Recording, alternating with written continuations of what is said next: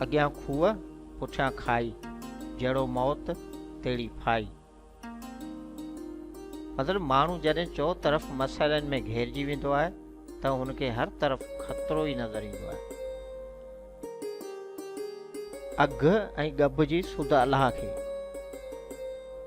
यानी अलाह ताला माण्हू जो ज़ाहिर ऐं बातन ॿई ॼाणे थो। अक जी माखी कोन्हे जो छाणे वठंदे, कंहिं ॾुखे कम ॾांहुं इशारो कयल आहे। जीअं अक्सर ॿ माण्हू जॾहिं पाण में ॻाल्हाईंदा ॿोलाईंदा आहिनि त ओचितो को अहिड़ो ॾुखियो मसइलो साम्हूं अची वेंदो आहे ऐं पोइ हिकिड़ो शख़्स ॿिए सां मुखातिब थींदे चवंदो आहे त फलाणो कमु तोखां कोन थींदो, इहो तुंहिंजे वस जी ॻाल्हि कोन्हे, सफ़ाई आसान कोन्हे जेतिरो तो सम्झो आहे। अक जी माखी कोन्हे जो छाणे वठंदे। अधो मोह अधी ॼाई असीं ओतिरा या ओतिरा, मतिलबु का बि तब्दीली कोन आई आहे, जिते हुआसीं उते ई बीठा आहियूं। माना असीं जहिड़ा माज़ी में हुआसीं तहिड़ा अॼु आहियूं, जहिड़ो असांजो कल्ह हो तहिड़ो ई अॼु आहे ऐं मुस्तक़बिली का बि ख़बर कोन्हे। दुनिया में कई तब्दीलियूं हेठायूं मथायूं अची वियूं आहिनि, पर असां ते को बि फ़र्क़ु कोन पियो आहे। जहिड़ा कल्ह हुआसीं तहिड़ा अॼु आहियूं। अधे चाढ़ी अबे चाढ़ी, मूं न चाढ़ी त कंहिं न चाढ़ी। मतिलबु जेसि ताईं माण्हू पाण तरक़ी नथो करे तेसि ताईं ॿियनि जी तरक़ी संदसि कंहिं बि कम जी कोन्हे।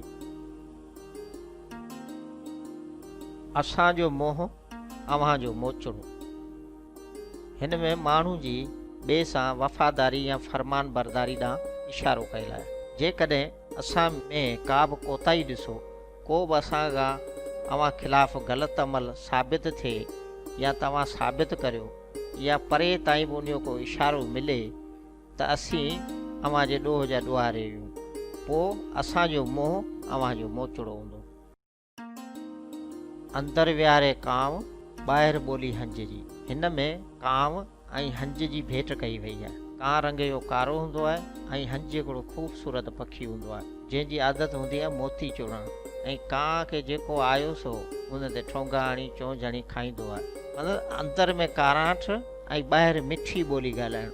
ॿाहिरां ईअं ज़ेब ज़ीनत उनजी अहिड़ी लॻे, उनजो ठाह बनावत ऐं जेका बॉडी लैंग्वेज जंहिंखे चवंदा आहियूं, उहा अहिड़ो ॾेख ॾे जंहिंमां लॻे थो हिन जहिड़ो त ॿियो को हसीन हूंदो कोन, पर उनजो अंदरि जेको आहे उन में बुग़्ज़ ऐं पलीताई ज़रूरु हूंदी आहे। उन लाइ ईअं चवंदा आहिनि त अंदरि विहारे कांव ॿाहिरि ॿोली हंज जी। अदियूं आसांगा केची कल पले विया, माई ससी चवे थी त केची जेके पुनू खे खणी विया हुआ से हितां सभु आसरा ऐं उमीदूं लाहे ख़तमु करे विया। अदियूं आऊं घोट पाड़े वारियूं भत त ॾिजा, पिनी सारो ॻोठ मूंखे मूड़ो त ॾिजा। यानी जेको बुखियो ॻोठ थींदो आहे तंहिं वटि कुझु बि कोन हूंदो आहे, पोइ पाड़े वारनि मां भत पिनी खाईंदो आहे ऐं सारे ॻोठ खां मूड़ो वठंदो रहंदो आहे।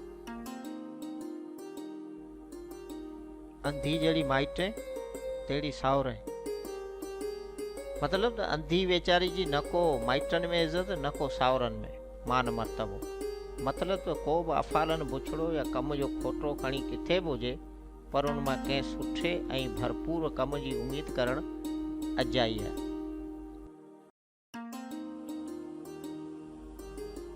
अंधे अॻियां रोइणु पंहिंजो नूर विञाइणु, मतिलबु त माण्हू पंहिंजा ॾुख सूर उते बयानु करे जितो को ॿुधण वारो बि हुजे।